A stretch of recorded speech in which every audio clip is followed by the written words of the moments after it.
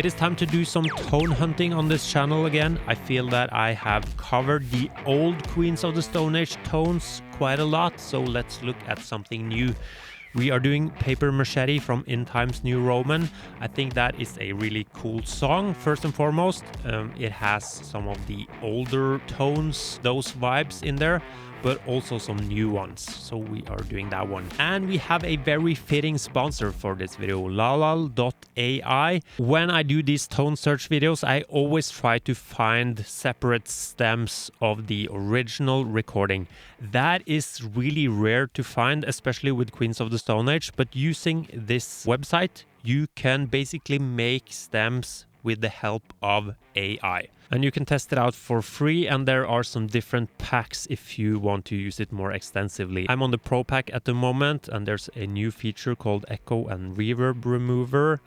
And this is what I want to use. So you basically drop your song onto here, and it takes some time to process it. So first here we can remove the vocals, or we can just listen to the vocals on their own. But don't care what you break anymore, doesn't matter anyway. You can choose a different noise cancelling level. You can use different neural networks like engines to do this. Let's try again with a different one. It's actually a bit cleaner with that engine. So yeah, you have to experiment a bit. The goal here for me is to remove the vocals. I want to separate the guitars so I can listen to them. I also want a drum track and a bass track so I can replace the guitars with my own, so we can see if we can get any close.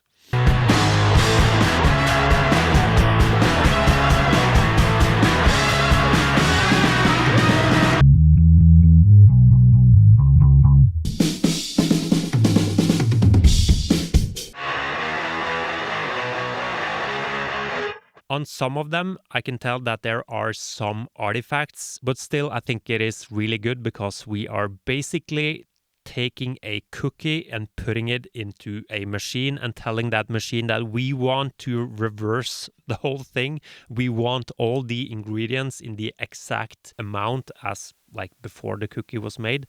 It's almost impossible. So taking that into consideration, I basically think it's magic. Yeah, and that's my honest opinion. There's a link down below if you want to check it out. That's an affiliate link, so I will also earn money if you use that. So you know that. Okay, so I want to do all guitars on the intro, the verse, and the first chorus. For the intro and the verse, I haven't been really sure if it's just one performance going into two different amps, because you can definitely tell that the sound on the left side is different from the right side. The left side is a bit more dark and the right side to me is a bit more aggressive. And I know that I messed up on No One Knows when I did that song. I thought that was two performances into two different amps, but that was just one performance going into two different amps. I did send this to some friends and we did eventually land on that this is two performances into two different sounds. At least I can't say for sure if it's two different amps, but I think so. And the first thing that I noticed when I listened to this guitar track is that there is a very distinctive fuzz tone on both the performances. I've seen some covers and some sound guides on YouTube, and most of the people, or actually all of them, are using a more overdriven sound. But this, to me, screams super fuzz. And we know for a fact that Josh is a fan of the super fuzz.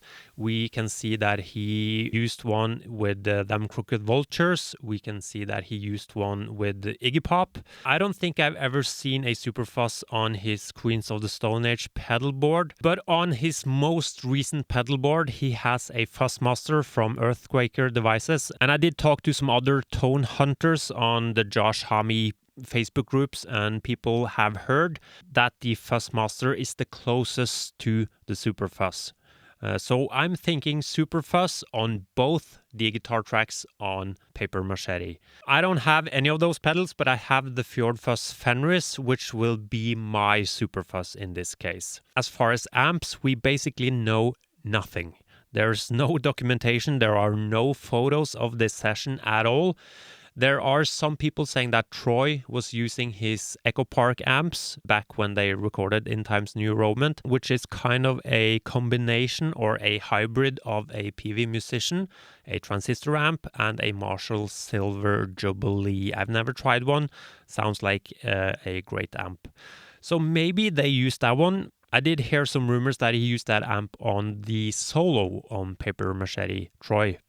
But as for the other amps, I'm kind of assuming that they are using the Ampegs, TubeWorks maybe, PVs, the big PVs, and maybe a PV Decade. That's what we will be using today. And live we can see that Josh is using his Esperanto from Echo Park 9-string. It's only the 3 top strings that are doubled in unison. So I'm not sure how important that is for the sound of the rhythm parts on Paper Machete. I don't have a guitar like that. As for amps live, he is using his Ampeg VT40 and a WEM ER100 or 40. They are also transistor amps. I don't have any of those at all. So we have that information. I'm going to use the stuff that I have and see how close we can get. I want to do the left side guitar first, and my gut feeling when listening to that was the PV Decade. I did try that, and I think I'm moving away from that. But let's listen to the PV Decade in combination with the Fenris. And I don't think that's the sound. This is just the PV with a 47 in front, and then I will turn on the Fenris.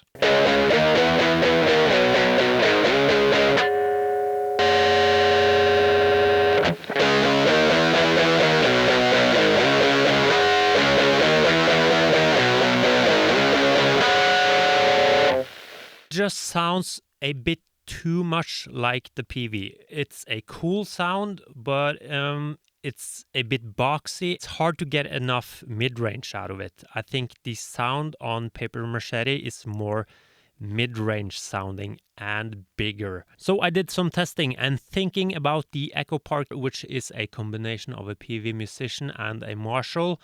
The TubeWorks, a really classic Queens of the Stone Age amp, that is also a hybrid. So I did pair that up with my bare-faced cabinet. I have the Toll G12 microphone on that cabinet, and I also have a room mic.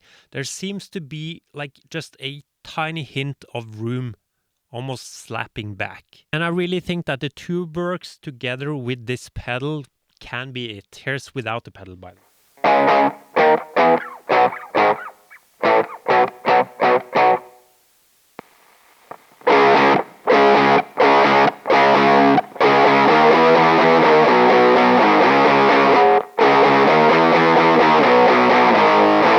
When copying a sound like this, I try to nail the low end, the high end, not too much on the left side, which we're doing now.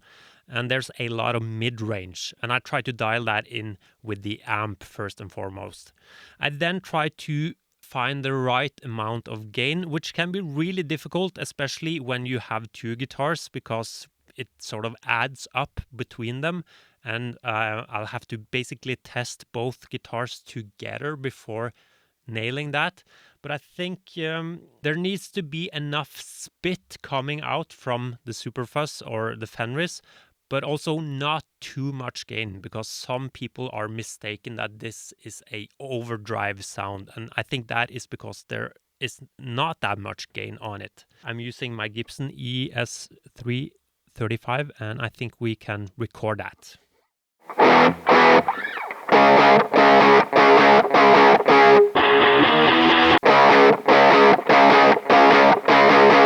Yeah, I'm happy with that. Now I just need to be able to play this song, because it's actually quite difficult, I would say.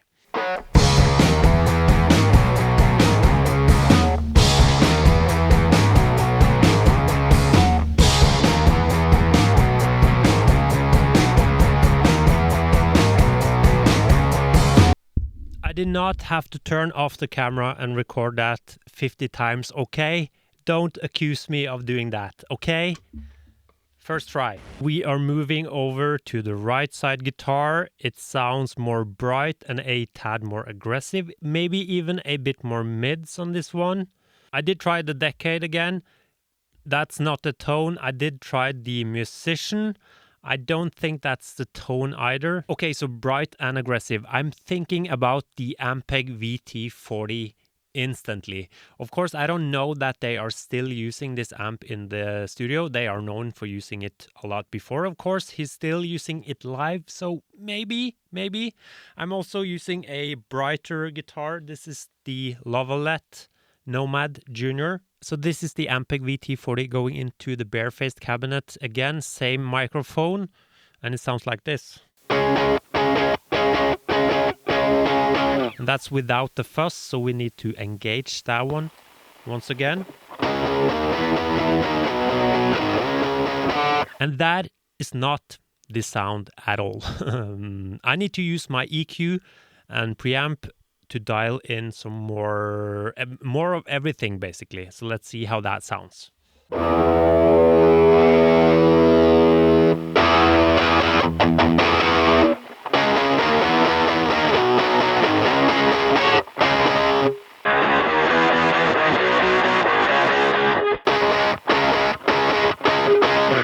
I think that's a lot closer. I will show you the settings that I used. I'm not able to get that sound directly from my Ampeg. I find the TubeWorks easier to just dial in stuff on the amp.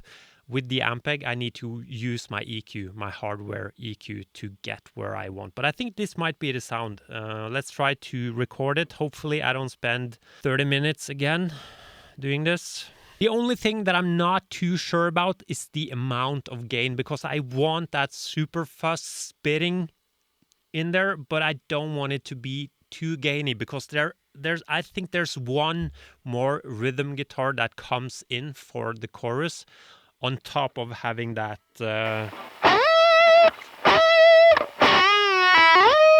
So we need to make space for that as well. So I want to try together with the first guitar. Maybe we need to dial back the gain a bit. Here we go.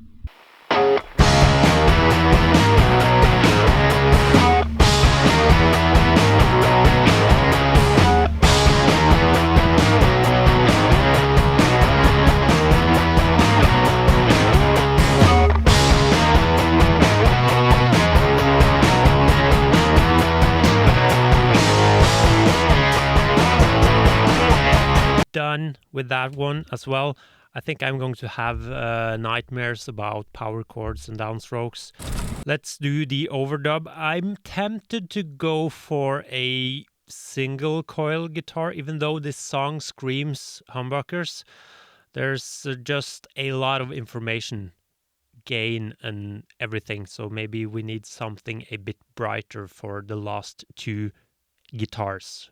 And I also think for the overdub for the chorus, we are playing exactly the same on that one. I think we need to do a more overdriven sound, because with another guitar with that fuzz tone, I think that's going to be too much and we are going to lose some definition. So overdrive and possibly single coil. Okay, so we have a Telecaster, we have the Ampeg VT40 still, but I'm going through my 2-notes torpedo. So we have a different speaker. It sounds pretty cool. Tad too much gain maybe. By the way, with this guitar I'm doing the Boss SD1 push and EQ pedal. I will show you the settings into the Ampeg VT40. Let's try it.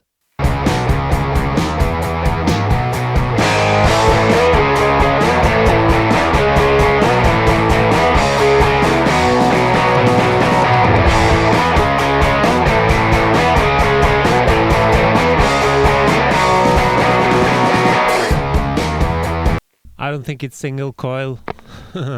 Let's do the Magic Guitar. Fano PX6 works for everything basically. That is more like it.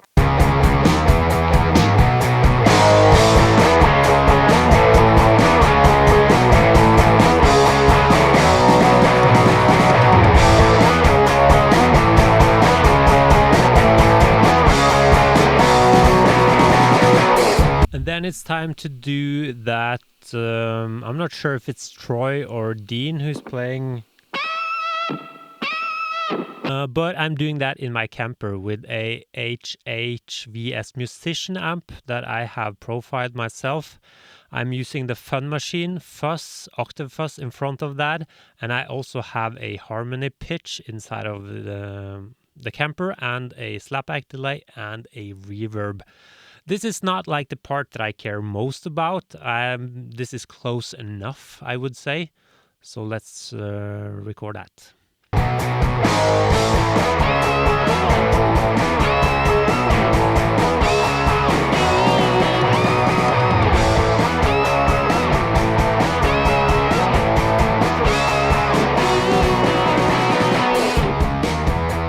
Okay, so now I think I've recorded all the guitars that I need to do.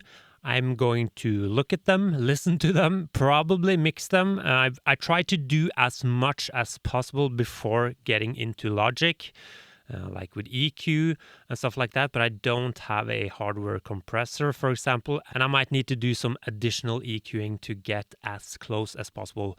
Remember that you can check out lalal.ai down below. I really recommend it for stuff like this. Here's the result.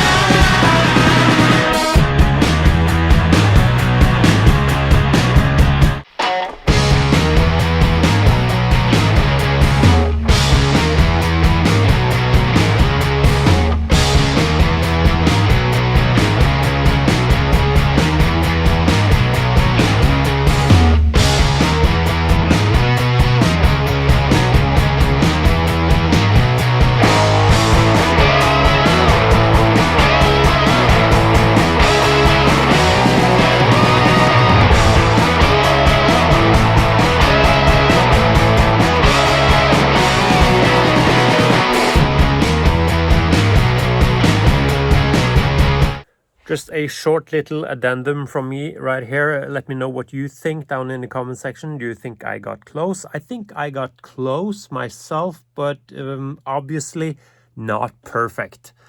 There seems to be an additional character possibly coming from an amp that I didn't get in my recording.